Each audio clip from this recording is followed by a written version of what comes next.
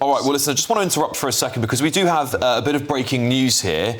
Reform UK leader Nigel Farage has called for an inquiry into possible Ministerial Code breaches by the Chancellor in the last few moments. This comes as the Shadow Chancellor Mel Stride has already written to the Financial Conduct Authority. Let's get your thoughts on this, Mark. The opposition parties are now doubling down.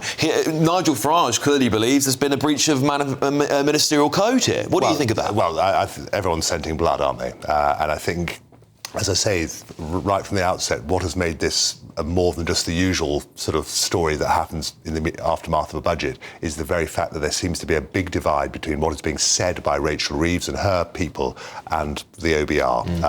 And so I think that's where the issues, either for market abuse at Financial Conduct Authority or indeed Ministerial Code, come into play. But I think, dare I say it, all the opposition parties are very keen to where they scent blood, to get on with it. And they want to be seen to be proactive but it is evident that the aftermath of this budget is going to run for a little bit longer than Rachel Reeves probably had in mind when she sat down on Wednesday afternoon. I think you might be right there, Mark. And Stuart, I think the consequence, of course, when you're in Parliament, and the Chancellor, of course, pointed the finger at Nigel Farage. She blamed Brexit. She blamed COVID for the state of the country's finances. And if at any point in time, the British public, and I think this is really about the British public, it's politics at the end of the day. It's about opinion, isn't it? It's about what people feel. If the people of the country feel that those statements might have been somewhat misleading to make it sound like we're in a far worse position than we are, then, of course, opposition leaders are going to jump on this and go, well, actually, you were quite damning about us,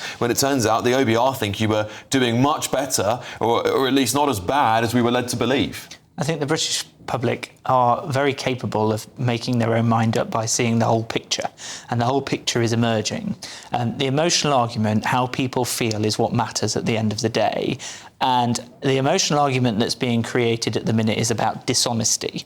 And I think that needs to be taken very carefully in politics. People make political decisions. That is the privilege of the system I've just talked about. And should politicians be concerned now about making political decisions, not arbitrary decisions that are determined by an independent forecaster? And that's what we're talking about here. So I think, I haven't seen what the allegations are in terms of the Ministerial Code, but I think the Ministerial Code is about people's integrity in public life, not necessarily the decisions they take that are in line with their values. And I believe, looking at this situation with the information I have available, I think Rachel Reeves has made decisions based upon those values and what she wants to achieve in politics. Yeah, I mean, it's interesting.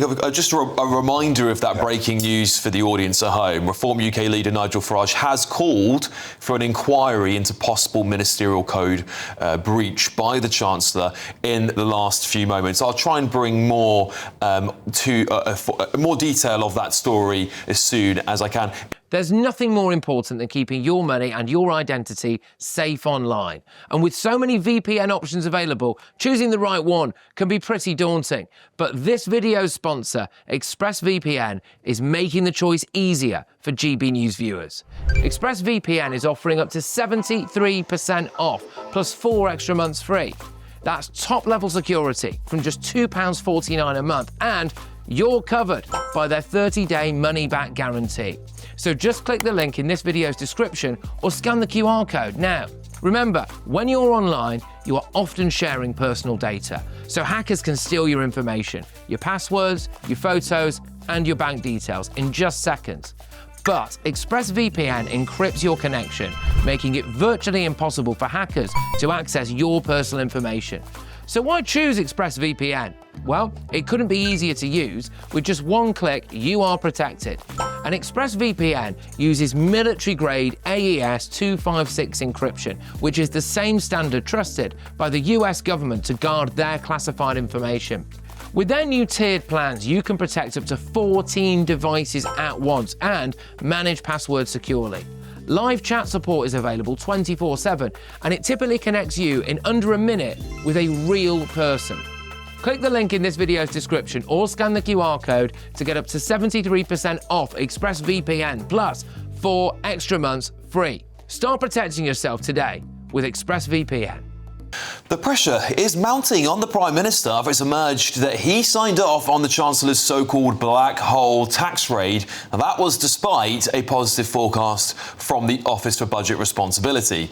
The Conservatives have reported the Chancellor to the financial watchdog, calling for an investigation into potential market abuse. It comes as Sir Keir Starmer is set to unveil a new cost of living plan tomorrow, widely seen as a move to deflect attention from the claims that the Chancellor, Rachel Reeves, exaggerated the state of the economy. Well, joining me now is Head of Lifestyle Economics at the Institute for Economic Affairs, Chris Snowdon. Chris, thank you very much for joining me. Well, it's been quite a momentous post and pre-budget period, hasn't it, Chris? I don't think we all knew what was going on until the day of the budget, and then after it, we still don't seem to know what's happened. Chris, are the accusations that the Chancellor misled the public fair? I think they are, yes. I mean, I'm not going to come on here and call the Chancellor of the Exchequer a liar, but I can understand why some people have done so. It's just all rather complex and a little bit obscure. I don't think she's going to resign over this because I think the matter is just too arcane for most people to really get their head around. And the government has, to some extent, a sort of plausible explanation. What it comes down to, really, is the fact that certainly it was not true to say that the OBR had said that our prospects, the economy's prospects were much worse than expected. We did have, according to their latest prediction at the time, £4 billion of headroom. We've now got £22 billion worth of headroom because the taxes have gone up so much. And I do think that Rachel Reeves was looking for an excuse to put up taxes. But at the same time, her argument, as I understand it, is essentially, yes, the OBR said we had £4 billion worth of headroom, but we want to do all these other things, which is going to eat away at that headroom. And given that we're going to do things like get rid of the two-child benefit cap, we're going to need more than that. And therefore, taxes have to go up more. But it is quite complicated.